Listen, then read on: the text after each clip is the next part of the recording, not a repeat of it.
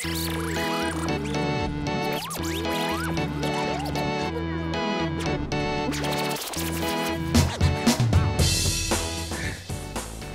up, fans? It's KP. I'm at the Long Beach Comic-Con with writer-producer Jeph Loeb. How are you, Jeph? I'm doing awesome, thank you. First of all, how do you start with Teen Wolf and go to Commando?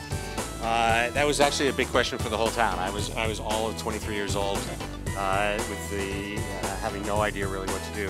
It truly was, at the time, the two things that people were doing. They were doing big action movies and they were doing small teen comedies. So it seemed like a good idea to have both. So at 23, does Teen Wolf just kind of come naturally? Kind of adolescence, little van surfing. It was a true story, and I just wrote it down. There was stuff. The urban surfing stuff was stuff that I actually did in New York, which was incredibly insane to be on the top of a van and driving down Broadway. So writer-producer, much of a stretch? From one to the other? Just different responsibilities. Mm-hmm. They were things that I always had an interest in being more involved than just at the writer level. Do you have a preference between the two?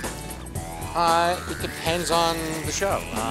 Well, let me put it this way. In television, the role of the writer is a much stronger role than it is when you're in features. In features, you're very much the first person on and also the first person off. When you're a writer in television, you're also very much involved on the producer capacity. And so in that way, certainly on Smallville and Lost and very much in Heroes, was something that on a day-to-day basis was really a great deal of fun being involved. Now, how is it different working on an existing property, for instance, like Smallville, where there is history, storyline, characters, and so forth, and then you go into something more like, for instance, Heroes, where I don't say start from scratch, but there's a lot more latitude in what you do with that storyline.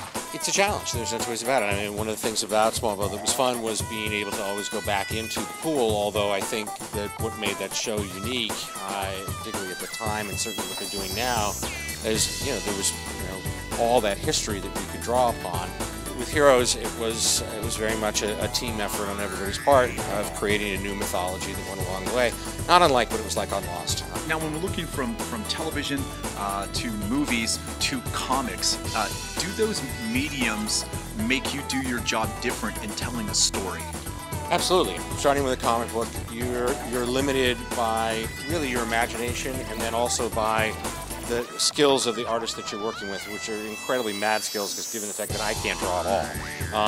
But you can't just write 10,000 soldiers come over the hill and they're firing guns while a giant alien spaceship is coming. You can write it, the guy will hate you for it, or you'll have a just big giant spaceship and then you'll have like two guys, because they ain't drawn all that. Go for the close-up. Exactly, just push in.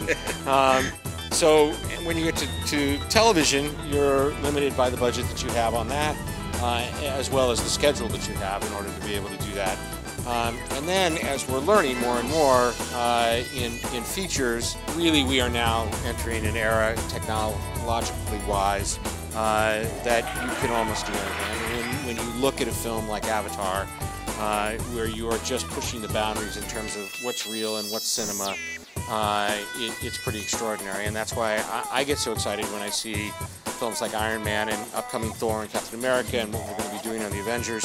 Now, when you come to these types of events, who do you get excited about? Really, for me, the fun is being able to get out and meet the fans. I can't do what I do unless they do what they do. Right. And so I'm really very grateful to the readers, to the fans, to the store owners, to everybody that's involved. And then with television, just anybody that happens to watch the shows or go to the movies. It's just all, it's all really good. Well, our fans are your fans, and as one of your fans, thanks for your good work. Thank you, I appreciate it. And really optimistic to see what you do over at Marvel. Thanks, we're having a good time.